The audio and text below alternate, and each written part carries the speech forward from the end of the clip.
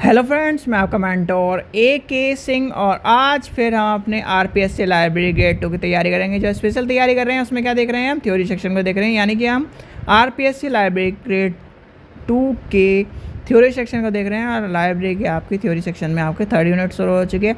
हमने इसमें क्या किया, types of sources, documentary, non documentary, primary, tertiary, secondary और इवोल्यूशन यानी इवेल्युएशन ऑफ इंफॉर्मेशन सोर्सेज को पढ़ लिया। आज हमें क्या पढ़ना है, नेक्स्ट टॉपिक पढ़ना है, यानी कि अब हमें पढ़ना है आपका need and purposes of resources, books, online journals और डाटाबेस को पढ़ना है। उससे पहले क्या करना है, आपको चैनल को सब्सक्राइब करना है, वीडियो को लाइक करना है ज़्यादा से ज़्यादा और टेलीग्राम ग्रुप को ज्वाइन कर लेना है, जिससे आपको सारे जो जितने भी नोटिफिकेशन हैं वो सारे मिल जाएँ, जितनी वीडियो हैं वो सारी मिल जाए। और टेलीग्राम ग्रुप पे जो PYQ और आपके मॉक टेस्ट के जो PDF आपके होने वाले हैं 30 यूनिट के बाद, वो सारे के सारे आपको कहाँ मिलेंगे, वो सारे के सारे आपको मिलेंगे टेलीग्राम ग्रुप पे।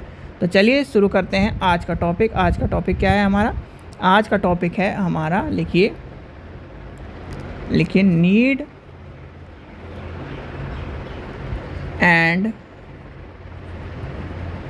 पर्पस ऑफ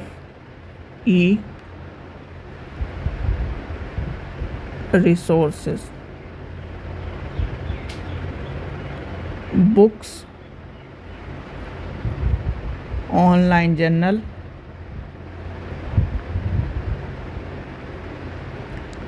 और आपका डाटाबेस। ठीक है, डाटाबेस तो सबको पता होगा कि डाटाबेस क्या है। तो सबसे पहली बात आती है, भैया हमें की ज़रूरत क्यों है, इनकी आवश्यकता क्यों है। बताओ, इनका एक तरह से नीड क्या है, भाई आवश्यकता क्यों है। आप ये बताओ, रिसोर्सेज का जो एक तरह से कॉन्सेप्ट चल रहा है, जैसे कि मान के चलिए आज के टाइम पे जैसे हमारी बुक है, यानी कि UGC नेट की बुक है, तो UGC नेट की बुक आप बाज़ार में लेने जाओगे तो क्या है, वो कितने रुपए मिलेगी, कम से कम 300-400 रुपये। ठीक है भाई, प्रीवियस ईयर के जो हम नोट्स दे रहे हैं आपको लाइब्रेरी साइंस के, वो 300-400 रुपये कहीं ना कहीं ज़्यादा के मिल रहे हैं।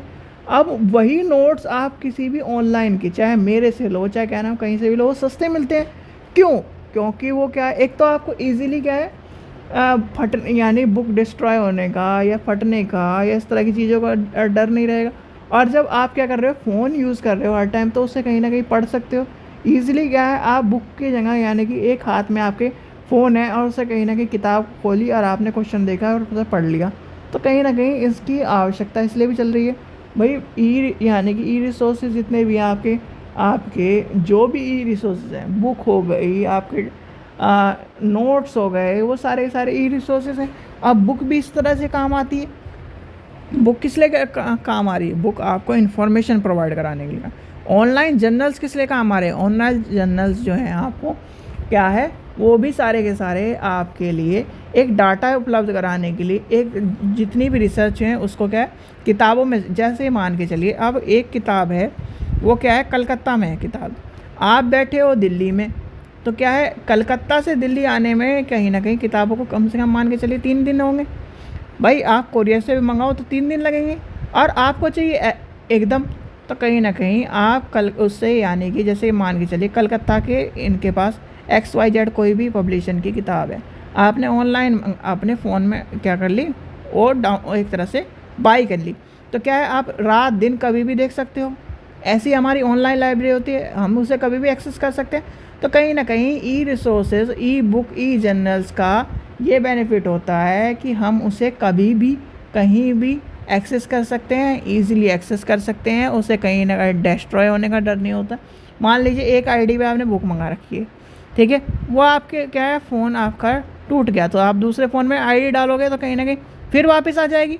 अब वही क्या है, बुक क्या हो कि आपकी बुक उसकी फट जाए, उसके पेज को चूहे कुतर दें, तो कहीं ना कहीं वो भी आपका जो है डाटा डिस्ट्रॉय हो गया। डाटा डिस्ट्रॉय हो गया तो कहीं ना कहीं आप फिर उससे नई बुक खरीदोगे। तो इसलिए कहीं ना कहीं ऑनलाइन रिसोर्सेज, ऑनलाइन चीज़ों का पर्पज़ यानी कि एक तरह से आवश्यकता इम्पोर्टेंट होती है। तो सबसे पहले हम लेके चलते हैं रिसोर्सेज। रिसोर्सेज में आपके सारे के सारे रिसोर्सेज आ जाएंगे। जो इलेक्ट्रॉनिक फॉर्म में आपके हैं। भाई इलेक्ट्रॉनिक फॉर्म में क्या है, आपकी बुक आपके इलेक्ट्रॉनिक फॉर्म में, आपके जर्नल्स आपके फॉर्म में, आपके नोट्स हैं जो जैसे कि आप क्या कर रहे हो और कहीं से पढ़ रहे हो तो उसकी क्या है स्टडी मटेरियल इलेक्ट्रॉनिक फॉर्म में।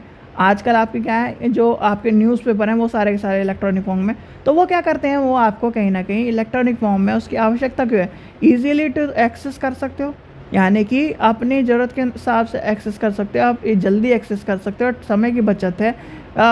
ई वेस्ट यानी ई वेस्ट बोला हूँ सॉरी पेपर वेस्ट होने से बचता है, जो पेड़ों की बचत है यानी कि पेड़ों के से बचता है, और कहीं ना कहीं कॉस्ट इफेक्टिव रहता है। क्या रहता है, कॉस्ट इफेक्टिव आपको चीज़ें देखने को मिलती है, तो इसलिए कहीं ना कहीं ई रिसोर्सेज को इम्पोर्टेंस दी जा रही है आजकल। फिर आती है बुक्स। क्या आती है, बुक्स। अब बुक्स क्यों क्या है, यानी कि आपकी बुक्स की नीड्स और इन्फॉर्मेशन क्यों है, आप ये बताओ। कहीं भी चाहे हम ई बुक मान लें और चाहे आपकी नॉर्मल बुक मान लें, बुक का क्या पर्पज़ है। अब आपको क्या है, मान लीजिए लाइब्रेरी साइंस का 5 लॉज ऑफ लाइब्रेरी साइंस की इंफॉर्मेशन चाहिए, तो कहीं ना कहीं बुक में तो ढूंढोगे, नोट्स में तो ढूंढोगे, तो कहीं ना कहीं जो नोट्स हैं वो कहाँ से बनते हैं, बुक से, और कहीं ना कहीं आपके कहीं बुक की इम्पोर्टेंस होगी। आपको किस चीज़ के बारे में जानना है, आपको एजुकेशन प्राप्त करनी है, आपको ज्ञान की प्राप्ति करनी है, तो क्या है उसकी क्या है इम्पोर्टेंस, क्या है बुक की इम्पोर्टेंस, वो क्या कर रही है, वो आपके ज्ञान की प्राप्ति में आपकी मदद कर रही है, वो आपके लिए आवश्यक है, वो आपकी ज़रूरतों को पूरा कर रही है, ज्ञान का इजाफा कर रही है, तो कहीं ना कहीं बुक का भी ज़रूरत होने, यानी लाइब्रेरी में अगर कोई चीज़ इम्पोर्टेंट है वो है सबसे पहले बुक, फिर क्या है एक लाइब्रेरी आता है, और कहीं ना कहीं उसके बाद उसकी जो चीज़ें हैं वो आपके लिए इम्पोर्टेंट रहेंगी। सबसे पहले अगर बुक नहीं होगी तो लाइब्रेरी नहीं होगी, और लाइब्रेरी नहीं होगी तो बुक नहीं होगी, तो इस चीज़ का ध्यान रखना। ठीक है, चलिए आगे चलते हैं। छोटा टॉपिक है, ज़्यादा बड़ा टॉपिक नहीं है। फिर आता है ऑनलाइन जर्नल्स। ठीक है, ये क्या है, ऑनलाइन जर्नल्स। ऑनलाइन जर्नल्स में क्या आता है, ऑनलाइन जर्नल में जितने भी जर्नल्स हैं, भाई जर्नल्स हमारे क्या मदद करते हैं, जर्नल्स होते क्या हैं एक तरह से, भैया जर्नल्स में हमें क्या करते हैं, एक तरह से प्राथमिक स्रोत होते हैं। सबसे पहली बात भाई कनेक्ट करो अपनी चीज़ों को, कनेक्ट क्या करना है, जो हमने टॉपिक पढ़ा था क्या है, जर्नल्स क्या है, प्राइमरी सोर्सेज है, डॉक्यूमेंट्री है, नॉन डॉक्यूमेंट्री, डॉक्यूमेंट्री सोर्सेज है। टाइप ऑफ सोर्सेज में कौन से में चले जाएंगे, डॉक्यूमेंट्री सोर्सेज में, प्राइमरी सोर्सेज है। अब ये क्या करते हैं, ये आपकी जितनी भी रिसर्च है, जितनी भी कहीं ना कहीं शोध हो रहे हैं उसके बारे में आपको बताते हैं। जर्नल्स क्या करता है, एक इन्फॉर्मेशन प्रोवाइड कराता है, यानी कि फर्स्ट इन्फॉर्मेशन प्रोवाइड कराता है, जिसके द्वारा हम अपने ज्ञान के इजाफे को, अपनी रिसर्च को, अपने क्या शोध को, अपने यानी कि लाइब्रेरी में जो नया तरीका है, मान लीजिए किसी ने लाइब्रेरी में कोई एक ऑनलाइन तरीका बता दिया, तो कहीं ना कहीं हम उस रिसर्च के बदौलत हम उससे कहीं ना कहीं यूज़ करके अपनी लाइब्रेरी में उस रिसर्च को अब क्या करें, लाइब्रेरी को इन्हेंस करेंगे, लाइब्रेरी को बढ़ाएंगे, लाइब्रेरी की गुणवत्ता को निखारेंगे। तो कहीं ना कहीं हमें जर्नल्स की आवश्यकता इसलिए है। और ऑनलाइन जर्नल्स का मतलब ये है, जैसे कि मान के चलिए एक जर्नल्स का पब्लिकेशन हो रहा है आज 4 तारीख को, ठीक है, अब वो आने में, मार्केट में आने में मान लीजिए 5, 6, 3-4 दिन लग गए। अब जैसे ही यहाँ पर ऑनलाइन जर्नल है, यहाँ पर पब्लिश हुआ, अब पब्लिश होने के बाद क्या एकदम आपको मिल गया, आपको क्या है इजीली एक्सेस कर सकते हो।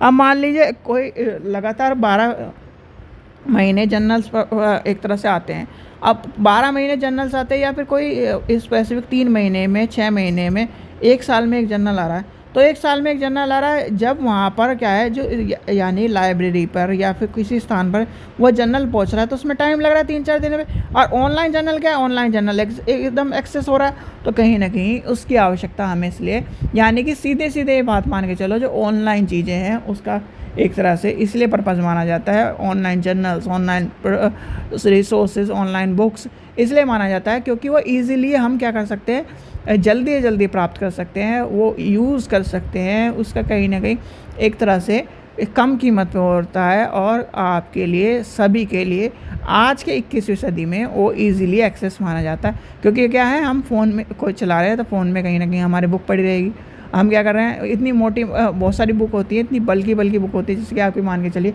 जैसे आपकी DDC है, डीडीसी में अगर सारे के सारे लेके चले तो क्या है, ज़्यादा हो जाएंगी, 5 किताब हो जाएंगी, 5 किताब आपकी मोटी मोटी, और कहीं ना कहीं अगर आप बैग में भी रखो तो उससे भारी हो जाएंगी। और वही चीज़ आपके क्या है, एक फ़ोन में, छोटे से फ़ोन में आपकी सारी चीज़ें आ गई, तो कहीं ना कहीं ये सब चीज़ें इसलिए भी आपके ज़रूरत होती हैं। फिर आता है इनका बाप, यानी कि जिसे हम कहते हैं डाटाबेस। भैया डाटाबेस इम्पोर्टेंट है क्योंकि वो है सबका बाप, जिसे हम क्या कहते हैं, पिताजी।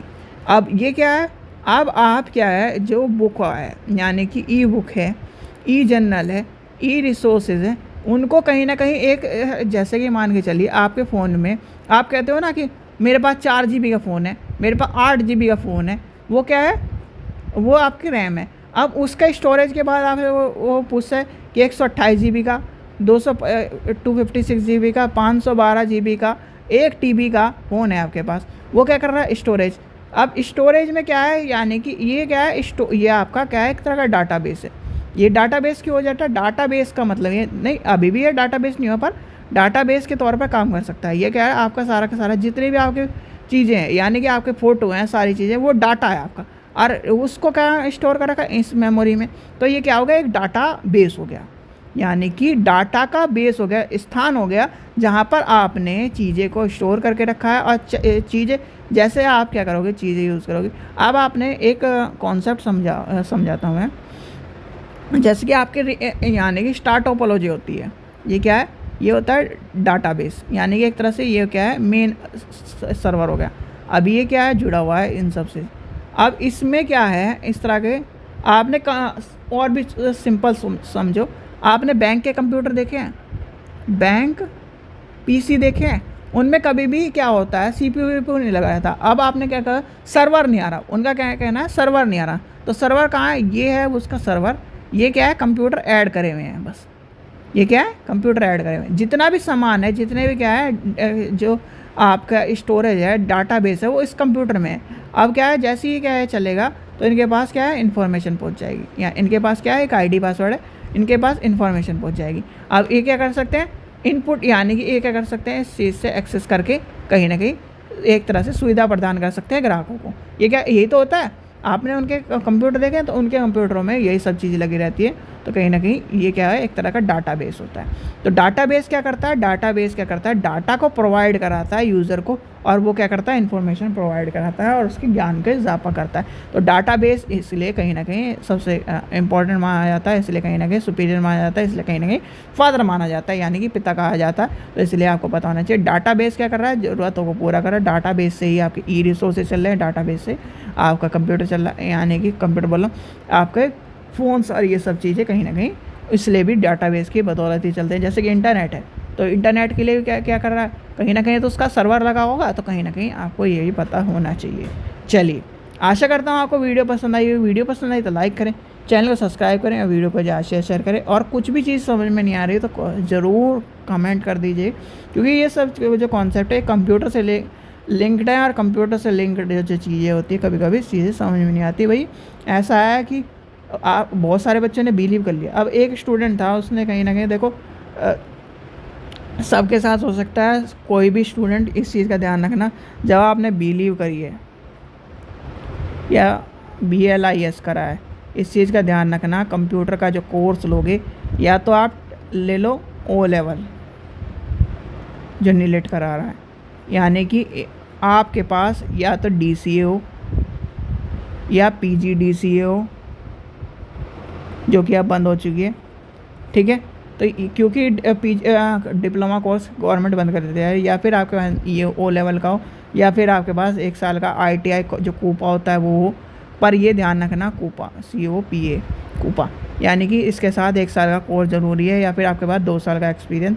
इस चीज़ का ध्यान रखना, क्योंकि DSSS में सबसे ज़्यादा मांगा जाता है। और एक बच्चे को पता नहीं, उसके साथ एक तरह से कहते हैं ना, आजकल विश्वासघात वाली चीज़ें चल रही, उस बच्चे के साथ विश्वासघात किया, और विश्वासघात का करने का मतलब एक इंस्टीट्यूशन से उसे कहीं ना कहीं ये कह के कि ये रिकॉग्नाइज है, ये चल जाएगा आपका सारी जगह, तो वो इस तरह का डिप्लोमा दे दिया, और उसके बच्चे का भविष्य एक तरह से दिक्कत में हुआ है, ठीक है। तो इसलिए आप चीज़ें ध्यान रखना, 1 साल का डिप्लोमा ज़रूर आपके पास हो। अगर आप DSSS की भी तैयारी कर रहे हो, 1 साल का डिप्लोमा कर लो, कोई भी, या तो क्या कर लो ITI वाला, कूपा वाला, या O लेवल वाला कर लो। O लेवल वाला हार्ड रहता है, ये सबसे आसान है, या फिर ये कर लो या ये कर लो, इनमें से कोई सा भी कर लो। 1 साल का आपके पास डिप्लोमा होना चाहिए, और वो भी ये ध्यान रखना, ये जो ये चीज़ें और ये होनी चाहिए यूनिवर्सिटी से, यानी कि यूनिवर्सिटी मतलब कोई भी फर्जीवाड़ी वाली यूनिवर्सिटी नहीं होनी चाहिए। कॉलेज से करो, कॉलेज से कर लो, पर कोई ना कहीं रिकॉग्नाइज यूनिवर्सिटी होना चाहिए। यूजीसी की साइट पर देख लो,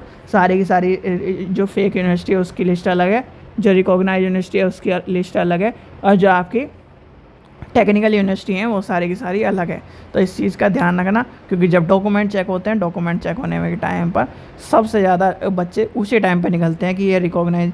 अब जैसे कि आपका एक लाल बहादुर शास्त्री वाला इंस्टीट्यूट था, वो DSSB ने जब डॉक्यूमेंट चेक हुए थे, कई बार चेक हुए हैं लाइब्रेरी में, तो वो कहीं ना कहीं हटा दिए हैं बच्चे।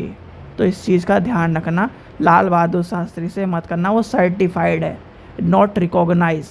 सर्टिफाइड लिखा था उसमें, सर्टिफाइड ऐसे सर्टिफाइड लिखा हुआ है। तो इस चीज़ का ध्यान रखना, नॉट रिकॉग्नाइज। आपको कुछ नहीं करना है, आपको UGC डालना है, UGC यूनिवर्सिटी लिस्ट, यूनिवर्सिटी की सारी लिस्ट आ जाएगी। तो आपको, और अगर फेक यूनिवर्सिटी देखने, फेक यूनिवर्सिटी की लिस्ट आ जाएगी। आपको कोर्सेज़ देखने, कौन कौन सी कोर्सेज़ चल रहे हैं यूनिवर्सिटी में, तो वो भी लिस्ट आ जाएगी। पर इस चीज़ का ध्यान रखना, यूनिवर्सिटी में सारी चीज़ें, और अगर आप डिस्टेंस से करते हो तो और भी अच्छी बात है। डिस्टेंस से कहीं जैसे डिस्टेंस एजुकेशन में करा रही है तो डिस्टेंस कर लो, नहीं तो आप 1 साल का ITI का कूपा कर लो, ठीक है। तो इस चीज़ का ध्यान रखना। चलिए, आशा करता हूँ आपको वीडियो पसंद आए। वीडियो पसंद आए तो लाइक करें, चैनल को सब्सक्राइब करें, वीडियो को ज़्यादा शेयर करें। Thank you.